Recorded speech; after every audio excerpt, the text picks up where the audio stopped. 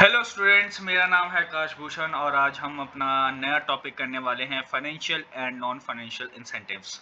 तो सबसे पहले देख लेते हैं कि फाइनेंशियल का मतलब क्या होता है। फाइनेंशियल का मतलब जो कि पैसे से रिलेटेड होगा। इंसेंटिव का मतलब कुछ एडिशनल बेनिफिट जो कि मोटिवेट करे अपने ही लोगों को, अपने एम्प्लॉय को, ताकि कि वो परफॉर्मेंस अपनी और भी बेटर कर सके। नॉन फाइनेंशियल का मतलब हो जाता है कि जहाँ पे पैसा नहीं होता, कुछ और चीज़ें होती हैं। वो हम देखेंगे कि कौन-कौन सी चीज़ें हैं जिसके कारण हम अपने एम्प्लॉइज़ को मोटिवेट करते हैं। तो सबसे पहले फाइनेंशियल इंसेंटिव्स। तो मैंने जैसे कि आपको बता ही दिया कि फाइनेंशियल इंसेंटिव्स में वो सारे के सारे पैसे होंगे जो कि किसी भी एम्प्लॉयी के डेली नीड्स को या किसी भी तरीके का मोटिवेशन हम देते हैं, तो वो पैसे की टर्म में ही होगा। जैसे कि फर्स्ट पॉइंट आ जाता है पे एंड अलाउंसेस। अगर आपका एम्प्लॉय काम करता है तो बदले में आप उसको क्या देते हो? सैलरी। अगर आप चाहते हो कि और अच्छा काम करे तो बेसिक पे के साथ साथ आप डीएनएस अलाउंसेस और अदर अलाउंसेस, अलाउंसेस का मतलब है अदर बेनिफिट भी दे सकते हो, जिसके कारण वो और भी अच्छा काम कर सके। टाइम टू टाइम एक्स्ट्रा पैसे देना, इंक्रीमेंट लगा देना, इस तरह की चीज़ें जो हैं वो उनकी परफॉर्मेंस में और भी ज़्यादा हाइक कर जाएंगी, मतलब इंक्रीज करा देंगी। दूसरा पॉइंट आता है प्रोडक्टिविटी लिंक्ड वेज इंसेंटिव्स। मतलब कुछ सेवरल वेज जो है, मतलब जो पैसा है वो इस तरीके से लिंक करो कि अगर वो बढ़िया काम करते हैं, 10 की जगह 15 यूनिट्स प्रोड्यूस करते हैं, तो उस 5 यूनिट्स के लिए उसको एक्स्ट्रा मिलने चाहिए। एग्जाम्पल के तौर पे अगर एक प्रोडक्ट को प्रोड्यूस करने में उसको 100 रुपये मिल रहा है और पूरे दिन में उसने 10 प्रोडक्ट प्रोड्यूस करने हैं, तो 1000 रुपया बना 100 रुपये के हिसाब से। अगर वहीं पे वो 13 प्रोडक्ट प्रोड्यूस कर पाता है तो 3 के लिए आप उसको 100 की जगह पे 120 130 रुपये दो, ताकि कि वो और भी अच्छा काम कर सके, क्योंकि स्टैंडर्ड जो है फिक्स किया गया है वो 10 यूनिट का है और 10 के हिसाब से 10 यूनिट 100 के हिसाब से 1000 रुपये बनते हैं। बट जब एक्स्ट्रा 3 यूनिट बनाएगा 300 की जगह पे, आप उससे 350 रुपये दो, 400 रुपये दो। इस तरीके से अगर आप फिक्स रखते हो तो आपका जो एम्प्लॉय है बहुत अच्छे से काम करेगा, एक्स्ट्रा मेहनत करेगा। थर्ड पॉइंट आता है बोनस। बोनस का मतलब क्या है कि यहाँ पे आप उस वेज रेट से या सैलरी से ज़्यादा पैसा देते हो, ताकि कि वो एक्स्ट्रा मेहनत करे और भी ज़्यादा प्रोडक्ट को प्रोड्यूस करे। Profit sharing.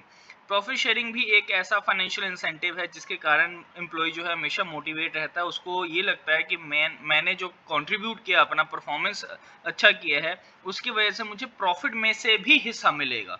तो ये उसके लिए बहुत बड़ी बात होती है और एम्प्लॉय जो है बढ़ चढ़ के हिस्सा लेगा और अच्छे से काम भी कर पाएगा। उसके बाद को पार्टनरशिप और स्टॉक ऑप्शन, ये बहुत इंपॉर्टेंट है। समटाइम्स मैनेजमेंट में allot shares in line of various incentive payable in cash. कहते हैं कि कभी कभी क्या होता है कि अगर कंपनी को पैसे की जरूरत होती है तो वो क्या करते हैं, बाहर देने की बजाय अपने ही जो एम्प्लॉय हैं उनको कम रेट में, मार्केट प्राइस से कम रेट में उनको शेयर अलॉट कर देते हैं। ये उनके लिए बहुत बड़ी बात है, क्योंकि अगर मार्केट से वो जाएंगे पैसा लगाने किसी भी कंपनी में, तो उसको जो है प्राइस वही देना पड़ेगा जो मार्केट प्राइस होगा। बट यहाँ पे क्या करती है मैनेजमेंट, अपने लोगों के पास जाकर उन्होंने अपने ही शेयर्स को कम रेट पे उनको अपने अपने ही लोगों को प्रोवाइड कर देते हैं। इनके लिए क्या है कि ये जो भी शेयर खरीदेंगे तो उनको एक ओनरशिप की फीलिंग आएगी। और वैसे जो भी शेयर खरीदेंगे तो वो ओनर तो बनेगा ही बनेगा, ठीक है। तो ये जो है इसके लिए एक फाइनेंशियल इंसेंटिव की तरह काम करता है कि ऑर्गेनाइजेशन में वो ओनर भी बन चुके हैं और इस तरीके से मैनेजमेंट फाइनेंशियल इंसेंटिव के तौर पे उनको अपना पार्टनर या ओनर भी बना लेते हैं। ये था आपका पॉइंट। नेक्स्ट पॉइंट आता है रिटायरमेंट बेनिफिट। कुछ ऐसे बेनिफिट जो कि कैश में होते हैं, पैसे में होते हैं, जैसे प्रोविडेंट फंड है, पेंशन है, ग्रेजुटी फंड है, ठीक है। ये सारे के सारे फंड होते हैं जिसके कारण क्या कहता, जब बंदा रिटायर होगा या उसके काम के दौरान ये सारे जो है फंड उनको मिलते रहेंगे। एक्स्ट्रा बेनिफिट होता है बेसिकली।